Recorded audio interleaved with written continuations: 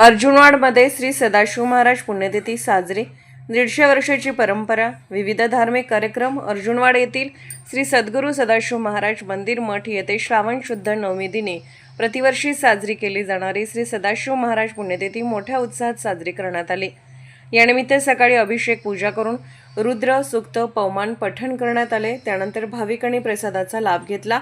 सायंकाळी आरती करण्यात आली. दुसऱ्या दिवशी येथे महाराजांच्या असलेल्या बागेतील जिवंत समाधीस्थळी जाऊन आरती पूजा करून गाव प्रदक्षिणा करण्यात आली. ही गेली अनेक वर्ष असलेली परंपरा यावर्षीही कायम ठेवण्यात आली. रात्री इचलकरंजी येथील धार्मिक भक्तिगीत गाण्याचा कार्यक्रम सादर करण्यात आला. यावेळी जयसिंगपूर, पुणे, मुंबई, ठाणे, सांगली, कोल्हापूर, मिरज आदी भागातून भाविक उपस्थित होते. अनेक परदेशात असलेल्या भाविकांनी मोबाईलवरून व्हिडिओ कॉलद्वारे कार्यक्रमात सहभाग नोंदवला. श्री सदाशिव महाराज पुण्यतिथी उत्सवाला 150 वर्षाची परंपरा आहे.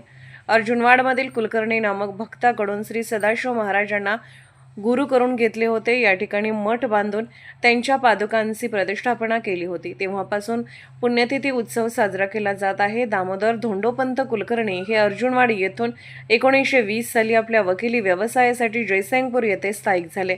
या ठिकाणी त्यांना अर्जुनवाडकर म्हणूनच ओळखले गेले.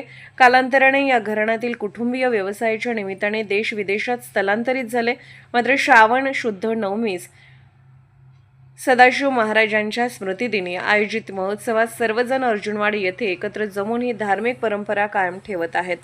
SK news, Shirol.